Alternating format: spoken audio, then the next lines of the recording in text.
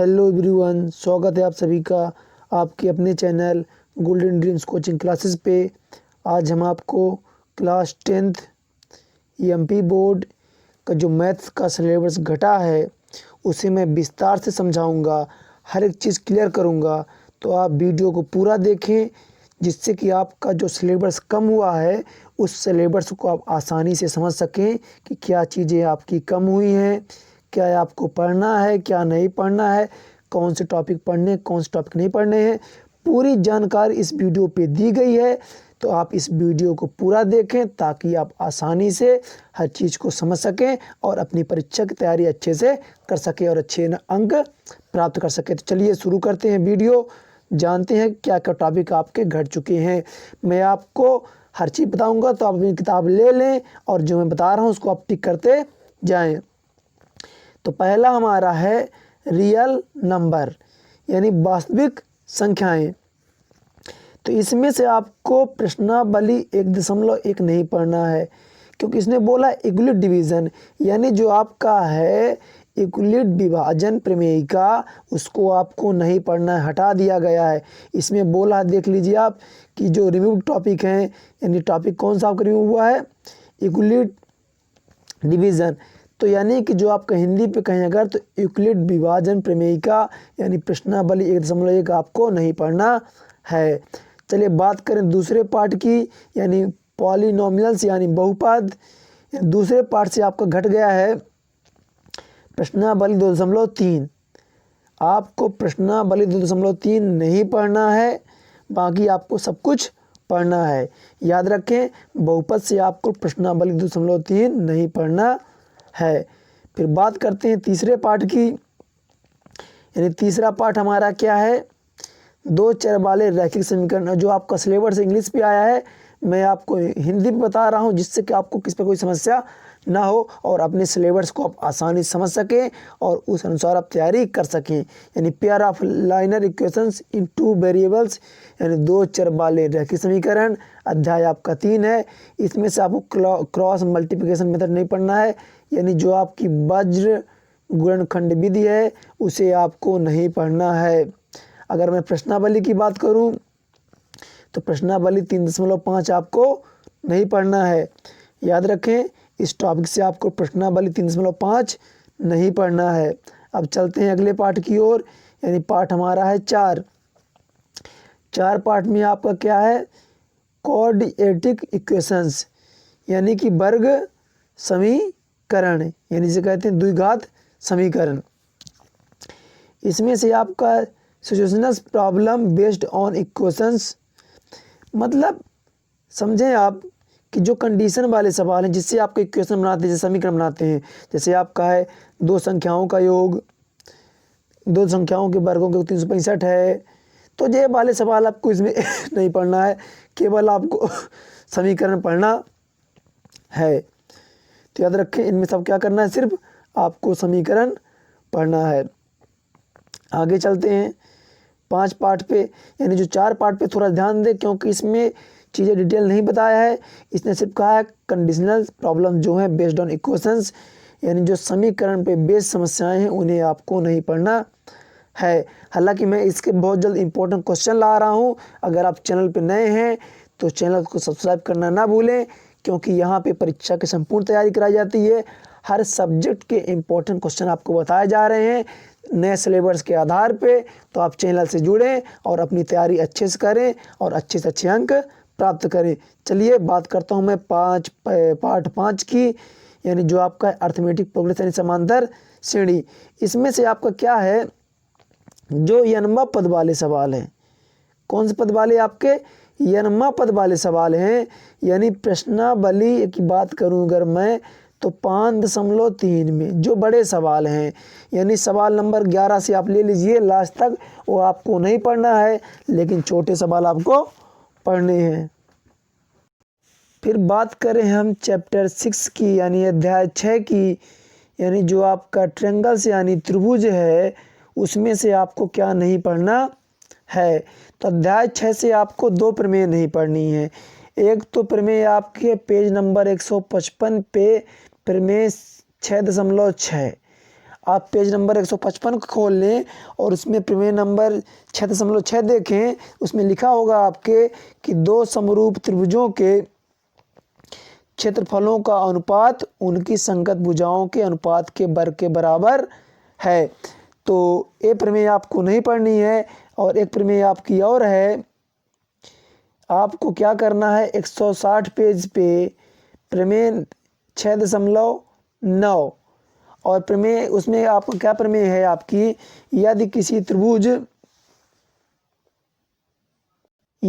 त्रिभुज की एक भुजा का वर्ग अन्य दो भुजाओं के वर्गों के बराबर हो तथा पहली भुजा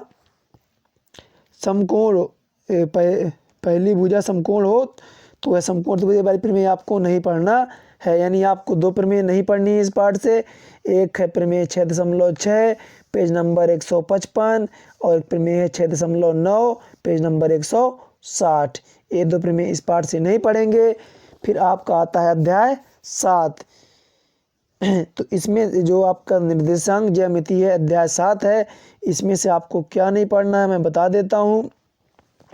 इसमें लिखा है, आप देख लीजिए, कोऑर्डिनेट ज्योमेट्री यानी निर्देशांक ज्यामिति। इसमें से आपको एरिया ऑफ अ ट्रायंगल यानी त्रिभुज का क्षेत्रफल नहीं पढ़ना है। अगर मैं बात करूं प्रश्नावली की तो अध्याय 7 से आपको 7.3 नहीं पढ़ना है। 7.3 में दिया त्रिभुज का क्षेत्रफल, वो आपको नहीं पढ़ना है। तो आप टिक कर लेंगे। आशा करता हूं कि आप अध्याय 7 से 7.3 को नहीं पढ़ेंगे, इसमें आप टिक कर लेंगे। अब आगे बढ़ते हैं अध्याय 8 की ओर। तो अध्याय 8 में हमारा है ट्रिग्नोमेट्री है। तो इस पे देख लेते हैं आपको क्या नहीं पढ़ना है। तो चलिए बता देता हूं मैं इसमें भी आपको।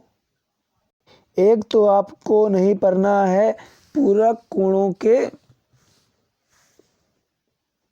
त्रिकोणमिति अनुपात।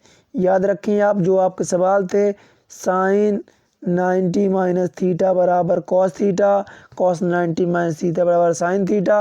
ये जो पूरक कोणों के त्रिकोणमिति अनुपात थे उसे आपको नहीं पढ़ना है। यानी पेज नंबर आपका जो 207 है उसे आपको नहीं पढ़ना है।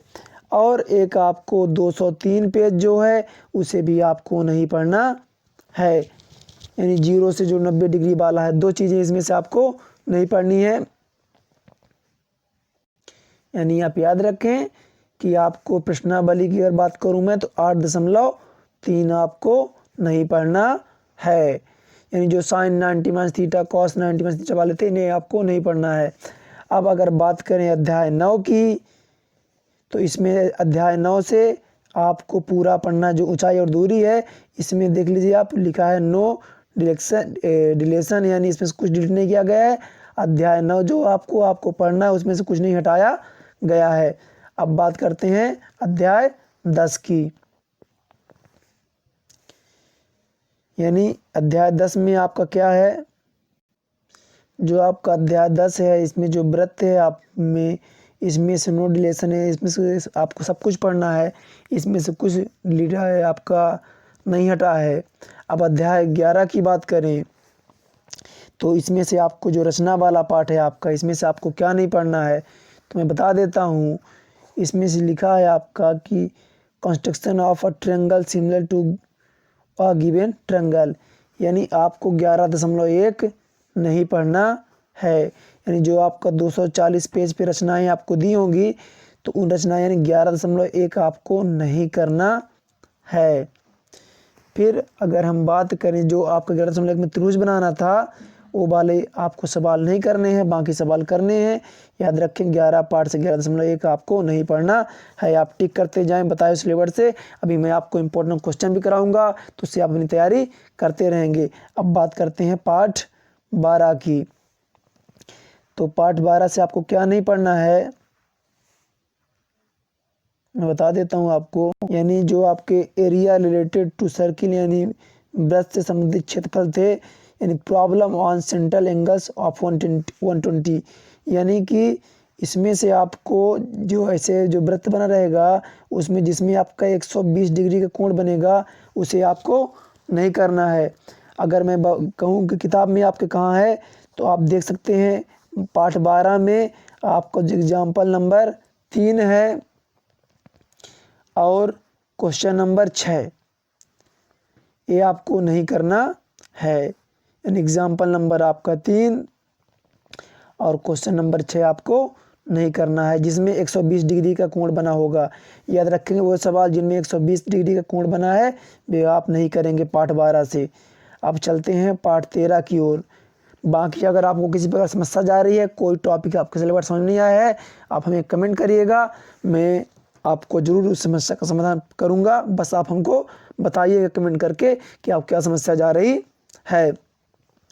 सरफेस एरिया एंड वॉल्यूम्स, यानी कि जो आपका 13 पार्ट है वहाँ से मैं आपको बता दूं, अब क्या नहीं पढ़ना है, आपको नहीं पढ़ना है शंकु का छिन्नक। आपको शंकु का छिन्नक नहीं पढ़ना है। पेज नंबर 277 पेज जो है आपका शंकु का छिन्नक, याद रखें आप 277 पेज में शंकु का छिन्नक आपको नहीं पढ़ना है। इसके उदाहरण भी आपको 278 पेज पे दिए गए हैं। अगर आपको दिक्कत जा रही है तो आप 278 पेज में भी देख सकते हैं। अब बात करते हैं 13 पार्ट से आप कहने पड़ेंगे शंकु का छिन्नक, उससे संबंधित सवाल कुछ भी, जहां आपका शंकु का छिन्नक आ जाएगा उससे आप कुछ भी नहीं पढ़ेंगे। अब बात करते हैं सांख्यिकी अध्याय 14 की। तो आपको पेज नंबर 292 है लगभग, जिसमें दिया आपको पद विचलन विधि, वो आपको नहीं पढ़ना है। याद रखें आप 14 पार्ट से आपको पद विचलन विधि नहीं पढ़ना है। ये आपका शायद 292 पेज पे है, आप देख लीजिएगा। पद विचलन विधि, पद विचलन विधि आपको नहीं पढ़ना है। फिर आता है आपका 15 पार्ट यानी प्रायिकता, इसमें से आपको सब कुछ पढ़ना है। प्रायिकता से भी आपको सब कुछ पढ़ना है। और हाँ, अगर आप हमारे चैनल पे नए हैं तो चैनल को सब्सक्राइब करना ना भूलें, जिससे कि आपको परीक्षा संबंधी संपूर्ण जानकारी मिलती रहे और घर बैठे आपके परीक्षा की संपूर्ण तैयारी होती रहे। क्योंकि आपको मैं सारे विषय के इंपॉर्टेंट क्वेश्चन कराऊंगा और पुराने साल के पेपर भी मैं आपको सॉल्व कराऊंगा। तो आप हमारे चैनल पे को सब्सक्राइब करें और वीडियो को पसंद आया हो अगर आपको तो लाइक करें और अपने दोस्तों में शेयर करना ना भूलें। मिलते हैं अगले वीडियो पे, तब तक के लिए धन्यवाद। और हाँ, किसी प्रकार कोई समस्या तो कमेंट आप जरूर करें।